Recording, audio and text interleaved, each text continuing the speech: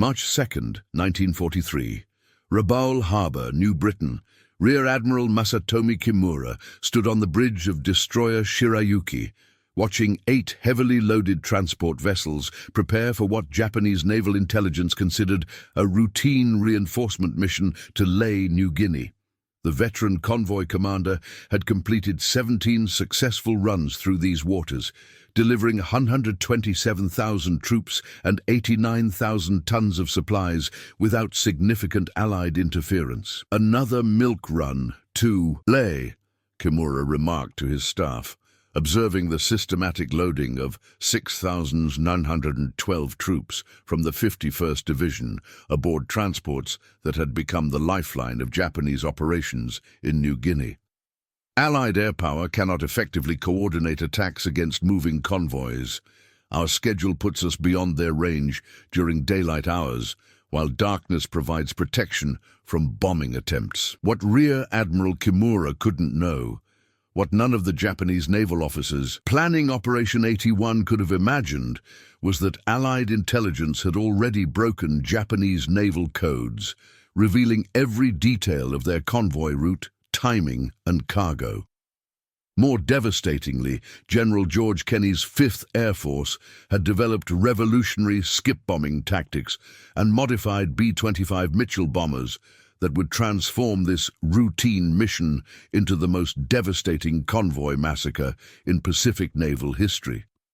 The mathematical reality was already being calculated in Allied intelligence centers that predicted systematic destruction. Ultra-intercepts had provided exact sailing times, routes, and escort composition, enabling coordinated air attacks that would eliminate geographic advantages Japanese convoy operations had relied upon for 18 months. What Kimura couldn't comprehend was that 240 Allied aircraft were already positioned at Henderson Field and Port Moresby, armed with new tactics that would destroy his entire convoy in 15 minutes of combat, a technological and tactical revolution that would end Japanese surface transport operations in the Southwest Pacific forever. Before we continue with this devastating story of how Allied innovation turned a routine Japanese convoy into a maritime massacre that changed Pacific warfare forever, I want to invite you to join our growing community of military history enthusiasts. Please hit that subscribe button and ring the notification bell. Your support helps us uncover these incredible stories of tactical innovation and strategic transformation. If you're fascinated by how intelligence breakthroughs and new tactics can completely alter the course of war, give this video a thumbs up and share it with anyone who appreciates the hidden turning points that shaped World War II. Now, let's dive into this remarkable and controversial tale. Japanese confidence in convoy security wasn't misplaced optimism, it was statistical certainty based on 17 months of successful operations that had demonstrated Allied inability to coordinate effective attacks against moving naval formations. Since August 1942, Japanese convoys had achieved 89% successful completion rates while delivering essential reinforcements to isolated garrisons. The technical advantages supporting Japanese convoy operations included timing calculations that exploited Allied air power limitations. Departing Rabaul at dusk enabled nighttime passage through dangerous waters, while arriving at Lae during early morning hours minimized exposure to coordinated bombing attacks requiring daylight visibility. Captain Tamechi Hara, commanding destroyer Arashio and veteran of numerous convoy operations, had developed doctrine that maximized survival probability. Allied aircraft cannot maintain coordinated attacks against moving targets using conventional bombing methods. High-altitude attacks lack accuracy, while low-altitude approaches expose aircraft to anti-aircraft fire from escort vessels. The cargo manifest for Operation 81 represented critical reinforcement for Japanese operations in New Guinea. The 6,912 troops aboard 8 transports included specialized units, artillery, and supplies necessary for defending Leh against anticipated Allied ground offensives that intelligence suggested were imminent. The escort composition included 4 destroyers, providing anti-aircraft protection and submarine detection that previous operations had proven adequate against Allied interdiction attempts. Destroyer-based radar and coordinated defensive fire had successfully protected 17 previous convoys without significant losses. The route planning that governed Operation 81 assumed Allied air reconnaissance limitations that geographic distance imposed on coordinated attacks. Japanese intelligence calculated maximum Allied fighter range at 400 miles, providing safe passage corridors beyond effective escort coverage for bombing formations. The timing calculations supporting Japanese convoy operations included weather analysis that predicted cloud coverage, reducing Allied bombing accuracy while maintaining adequate visibility for navigation. Overcast conditions would limit Allied coordination while enabling Japanese formations to maintain schedule. The communication procedures linking convoy vessels emphasized radio silence that prevented Allied intercept while maintaining formation coordination through visual signals. Japanese communication security had successfully protected previous operations from Allied intelligence gathering through systematic signal discipline. The air cover provided by Rabaul-based fighters included scheduled patrols over convoy routes during daylight hours.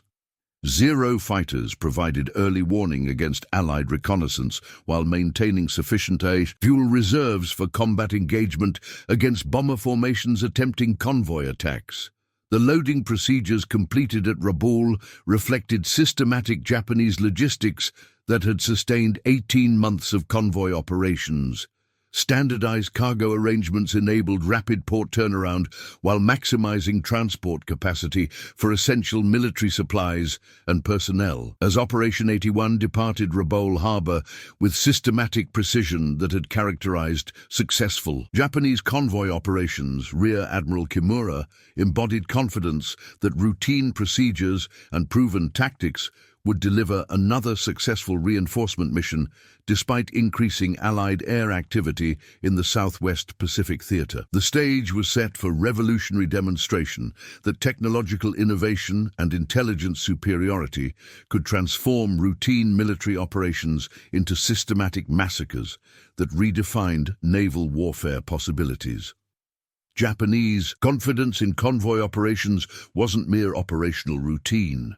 It was strategic necessity, validated through 18 months of successful transport missions that had sustained isolated garrisons across the Southwest Pacific, demonstrating systematic ability to overcome Allied interdiction efforts through proven tactics, superior seamanship, and geographic advantages that enemy air power couldn't effectively counter. The statistical reality supported Japanese confidence with overwhelming evidence of transport success. Since August 1942, Japanese convoy operations had delivered 341,000 troops and 267,000 tons of supplies to forward bases while achieving 89% mission completion rates despite increasing Allied air activity and submarine threats throughout Pacific Theater operations. The secret lay in systematic exploitation of Allied air power limitations through timing, routing, and escort coordination that minimized exposure to enemy attacks while maximizing cargo delivery efficiency. Japanese convoys operated within weather windows and geographic corridors that enemy aircraft couldn't effectively penetrate using conventional tactics. Admiral Isoroku Yamamoto, analyzing convoy effectiveness in strategic assessments, had validated transport operations as essential capability. Surface convoy operations provide reliable supply delivery that submarine transport cannot match in volume or reliability. Our success rate demonstrates superiority over Allied interdiction capabilities while maintaining strategic mobility essential for Pacific defense. The technical advantages supporting Japanese convoy operations included destroyer escorts equipped with advanced radar and anti-aircraft systems that provided coordinated defensive fire against Allied bombing attempts. Escort vessels could detect incoming aircraft while directing defensive fire that made low-altitude attacks extremely hazardous. More devastatingly effective was the timing coordination that exploited Allied operational limitations through systematic analysis of enemy air patrol patterns. Japanese intelligence had identified optimal departure and arrival windows that minimized exposure to coordinated Allied attacks, requiring daylight visibility and favorable weather conditions. Captain Tamechi Hara had developed convoy tactics that maximize survival probability through formation discipline and defensive coordination. Close formation provides concentrated anti-aircraft fire, while high-speed transit reduces exposure time to enemy attacks. Our escort vessels can detect and engage Allied aircraft before effective bombing approaches are achieved. The cargo capacity that Japanese transports provided enabled strategic reinforcement impossible through other means. 8-ship convoys could deliver entire division-strength units with supporting equipment while maintaining operational security through systematic loading procedures and coordinated departure timing. The route planning supporting Japanese operations included detailed analysis of Allied airbase locations and fighter range limitations. Intelligence calculations identified safe transit corridors beyond effective enemy fighter escort while maintaining direct routes that minimized exposure time to bomber attacks. The maintenance capabilities supporting Japanese convoy operations operated under protection that forward base infrastructure provided. Rabaul facilities could service large formations while providing fuel, ammunition, and provisions necessary for extended operations throughout Southwest Pacific Theater. The pilot training supporting Japanese convoy escort included specialized anti-aircraft procedures and formation flying that maximized defensive effectiveness. Fighter pilots received instruction in convoy protection tactics that emphasized coordinated attacks against Allied bomber formations threatening transport vessels. Lieutenant Commander Yahachi Tanabe, analyzing Allied bombing tactics during previous convoy operations, had identified systematic weaknesses exploitable through defensive coordination. Enemy bomber formations require extended approach times for accurate attacks. Our anti-aircraft fire can disrupt bombing accuracy, while escort fighters engage enemy aircraft before effective weapon delivery. The communication systems linking Japanese convoy operations enabled coordinated movement that maximized operational security while maintaining formation discipline. Radio procedures prevented Allied intercept while ensuring navigation accuracy and escort coordination throughout transit operations. The weather analysis supporting Japanese convoy planning included meteorological assessment that predicted optimal conditions for safe transit while minimizing Allied bombing. Effectiveness. Overcast conditions reduced enemy visibility while maintaining adequate navigation capability for Japanese formations. The intelligence capabilities supporting Japanese operations included reconnaissance aircraft that provided advance warning of Allied air activity while monitoring enemy base operations. Early detection enabled convoy routing adjustments that avoided concentrations of enemy aircraft positioned for interdiction missions. The industrial organization supporting Japanese convoy operations provided systematic replacement for transport losses while maintaining cargo capacity essential for strategic resupply. Shipbuilding programs ensured adequate vessel availability, despite operational attrition that extended operations inevitably produced. By March 1943, Japanese convoy operations represented proven capability that had sustained Pacific defense operations through systematic exploitation of Allied limitations, while demonstrating transportation reliability that submarine supply methods couldn't achieve under operational conditions requiring volume delivery and tactical flexibility. What Japanese naval strategists couldn't anticipate was that Allied technological innovation and intelligence breakthroughs had eliminated the geographic and tactical advantages that convoy operations had exploited, creating conditions for systematic destruction that would end Japanese surface transport. Capability in the Southwest Pacific, March 3, 1943, Odo 800 hours, Bismarck Sea, 30 miles southeast of Finschhafen. Rear Admiral Kimura scanned empty skies from Shirayuki's bridge as his convoy maintained course toward Leh, confident that another successful reinforcement mission would soon join the 17 previous accomplishments of Japanese transport operations. What appeared on the horizon instead challenged every assumption about Allied air capabilities. Aircraft, bearing 270 degrees, multiple contacts, reported the destroyer's radar operator as 240 Allied aircraft approached in coordinated formations that violated every Japanese calculation about enemy coordination capabilities.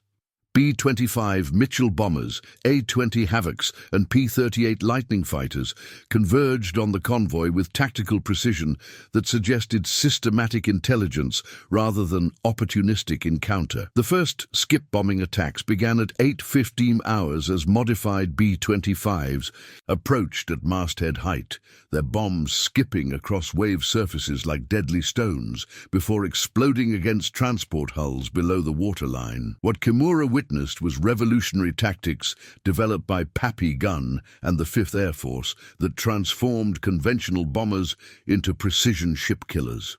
Impossible bombing technique, Kimura radioed desperately to Rabaul as transport Kyokusei Maru exploded in massive fireballs that proved skip bombing effectiveness.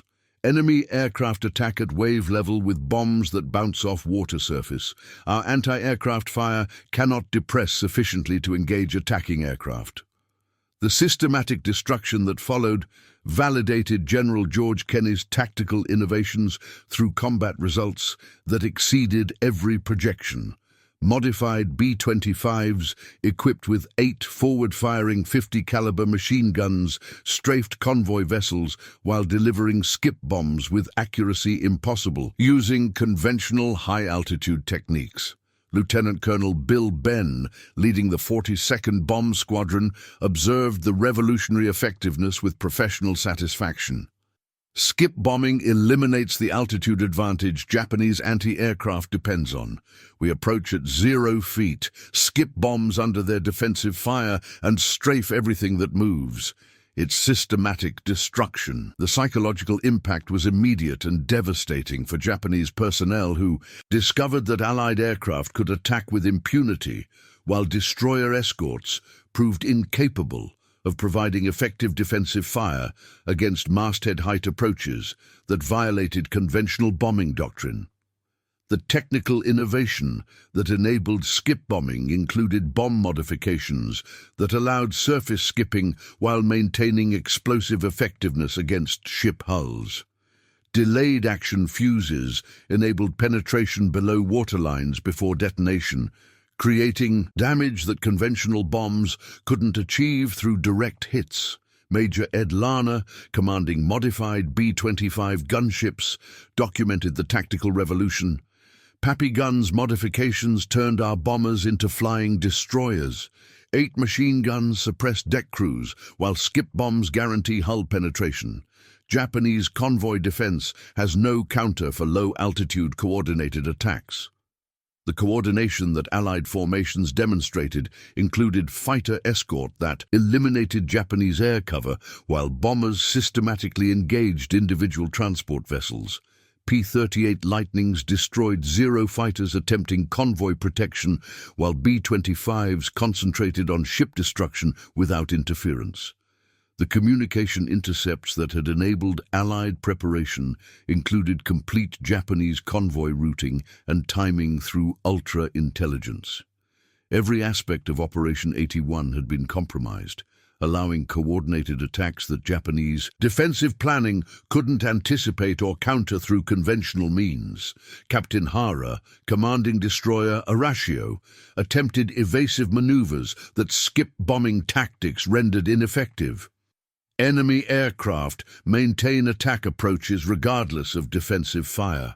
Their bombing technique requires no altitude advantage, while creating damage impossible to control through conventional countermeasures.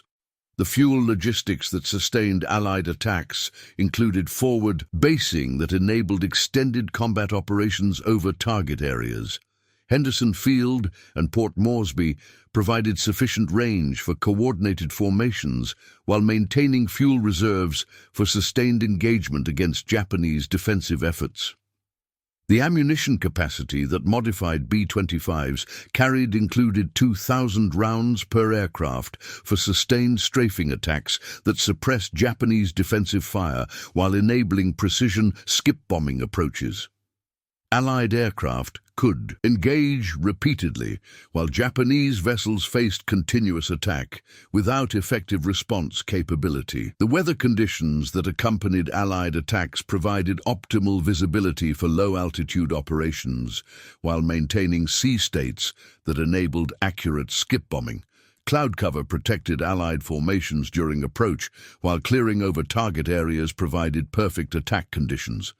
By AO 8:30 hours, systematic destruction had eliminated 6 of 8 Japanese transports, while damaging escorts beyond effective combat capability. The 15-minute engagement had validated Allied tactical innovation through results that rendered Japanese convoy operations obsolete in contested waters.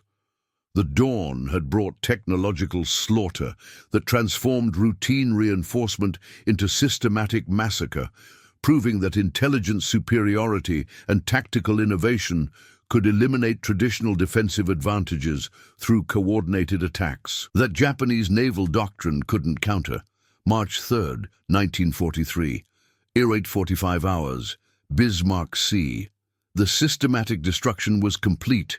8 Japanese transports and 4 destroyers lay burning or sinking in oil-slicked waters as 3,000 survivors clung to debris, life rafts, and wreckage from what had been the largest Japanese convoy disaster in Pacific naval history. What followed challenged every assumption about warfare ethics and Allied tactical doctrine. Captain Tamechi Hara, floating among hundreds of survivors from destroyer Arashio, watched in growing horror as Allied aircraft returned for systematic strafing runs against helpless personnel in the water. "They're attacking survivors," he reported later in interviews that would haunt Allied commanders for decades. Men with no weapons, no ships, only life preservers and wooden debris. The decision to strafe survivors remains one of World War II's most controversial tactical choices. General George Kenney later defended the action through military necessity. "Every Japanese soldier we don't kill today will be shooting at our troops tomorrow. These aren't civilians, they're combat personnel being delivered to kill Americans. War doesn't pause for humanitarian concerns." The systematic nature of the survivor attacks included multiple strafing passes by B-25 Mitchell bombers and P-38 Lightning fighters that methodically engaged life rafts, debris fields, and swimming. Personnel with .50 caliber machine gun fire. Allied pilots reported destroying organized formations of survivors attempting coordinated rescue efforts. Lieutenant Jerry Johnson, piloting a P-38 Lightning during survivor attacks, documented the psychological transformation that total warfare produced. They weren't combatants anymore, they were just men in the water. But orders were orders, and every one of them would have killed our guys at Leh.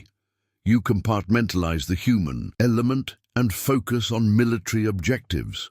The intelligence justification that supported survivor attacks included intercepted communications revealing that convoy troops were elite assault units intended for immediate combat deployment against Allied forces advancing on Leh. Japanese military personnel in the water represented combat strength that tactical elimination could prevent from reaching intended objectives. The psychological impact on surviving Japanese personnel was documented through post-war interviews that revealed systematic trauma from experiencing Allied attacks against helpless survivors. Many reported that strafing attacks against non-combatants violated Japanese understanding of military honor and combat ethics.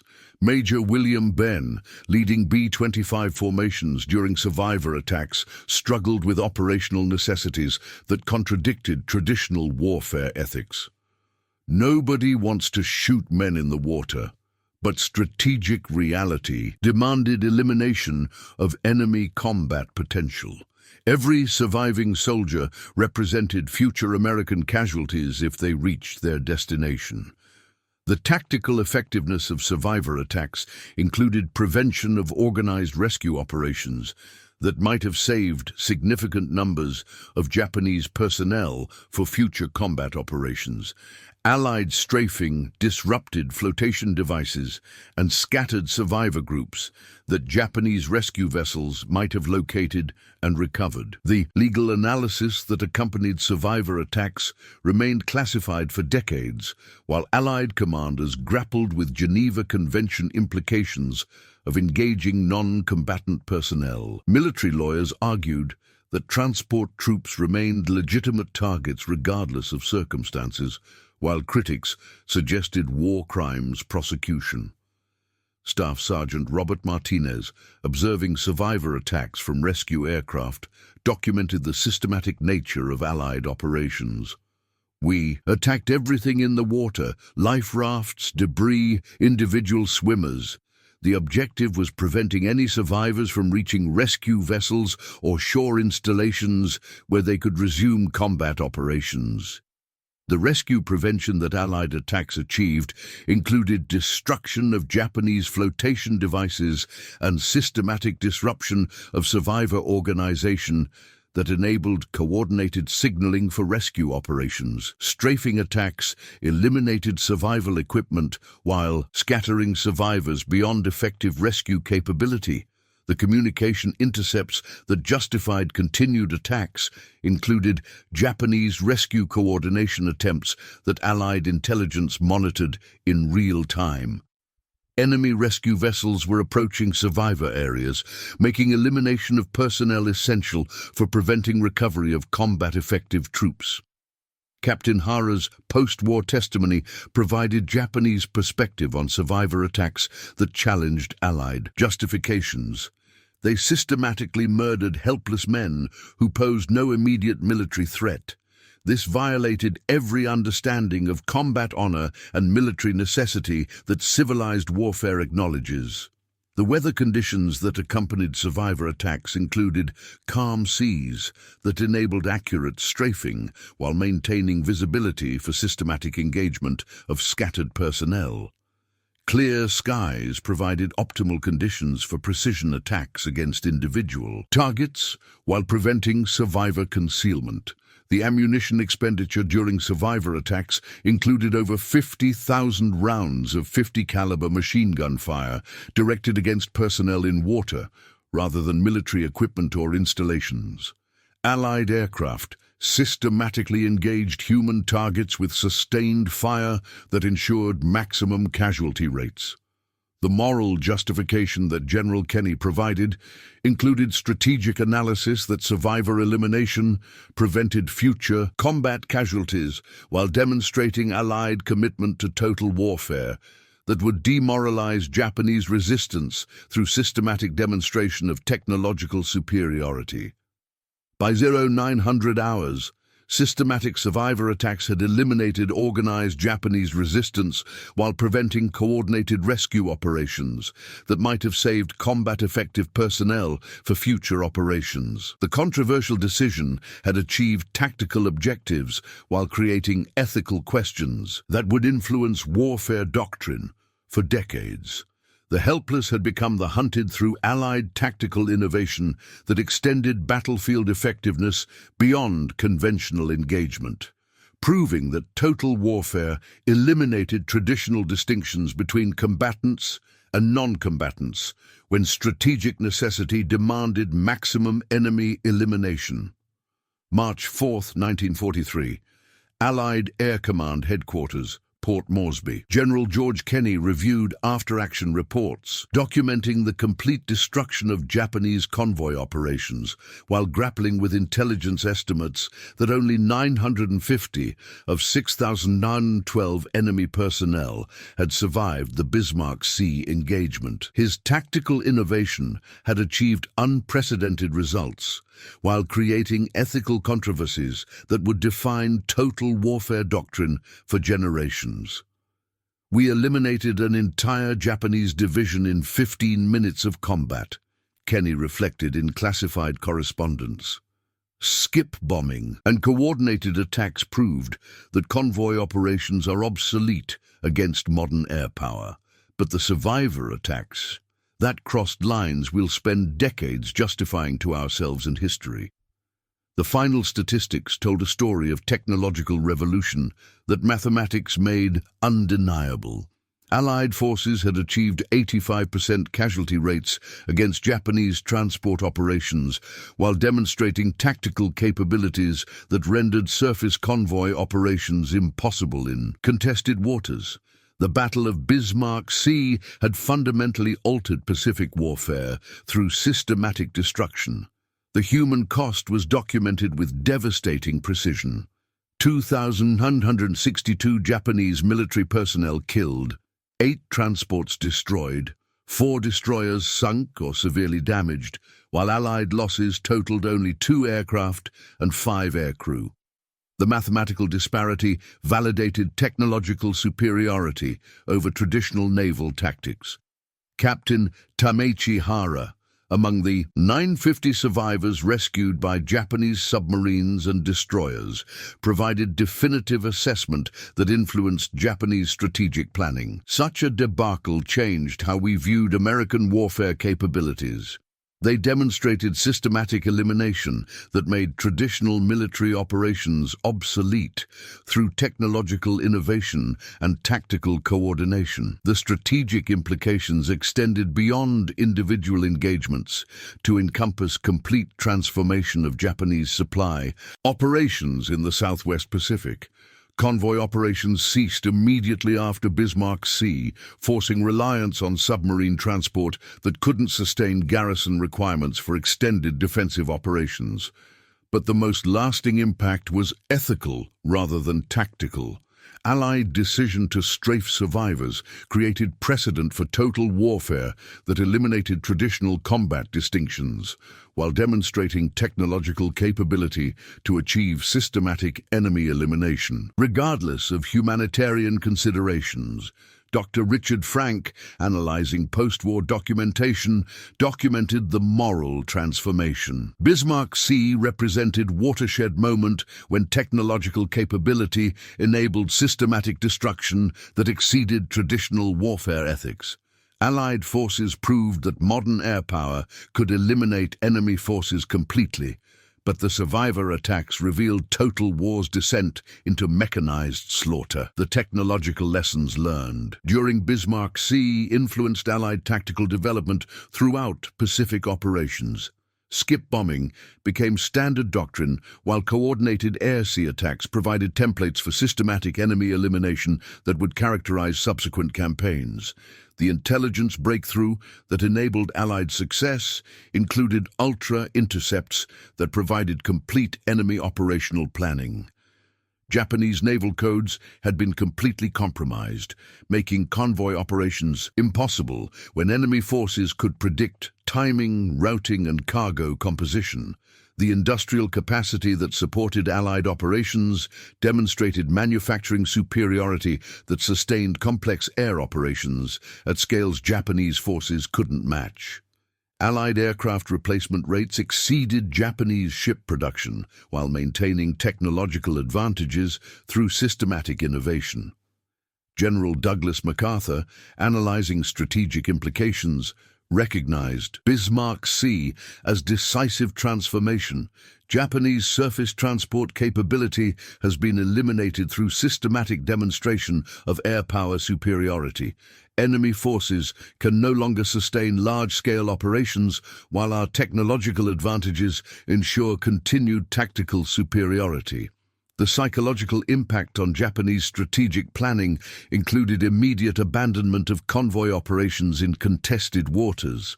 Military leadership recognized that surface transport had become obsolete against Allied air power, while acknowledging technological inferiority that made defensive adaptation impossible.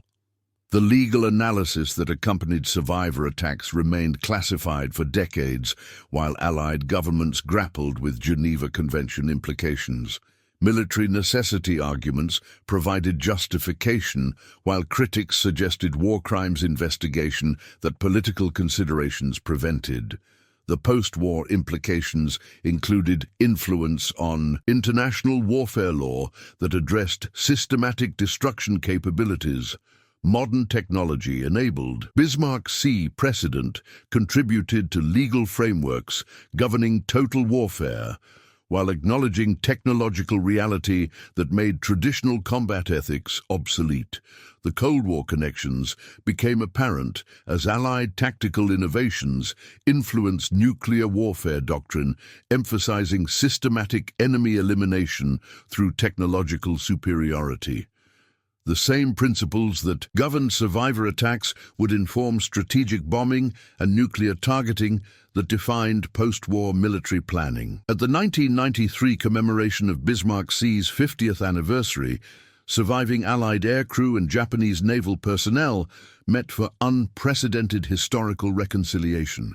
Hara, now 91, addressed 150 American veterans with professional respect that transcended wartime hostility. Your tactical innovation eliminated Japanese convoy capability while demonstrating technological superiority that ended traditional naval warfare. The survivor attacks violated military honor, but achieved strategic objectives that shortened war duration. Technology triumphed over traditional ethics through systematic demonstration of superior capability. The auditorium fell silent as former enemies acknowledged that technological warfare had eliminated traditional combat distinctions while creating ethical questions that continued influencing military doctrine 50 years later. The massacre was complete and irreversible, achieved through Allied innovation that proved modern warfare could eliminate enemy forces systematically while challenging fundamental assumptions about combat ethics and military necessity. Bismarck Sea had demonstrated that technological superiority enabled total destruction when strategic objectives demanded maximum enemy elimination. In the end, the battle wasn't won by superior tactics alone. It was won by willingness to employ technological capability without traditional ethical constraints when military necessity demanded systematic destruction. The unthinkable second attack had accomplished what conventional warfare could never achieve: complete elimination of enemy capability through total warfare that rendered traditional military ethics obsolete.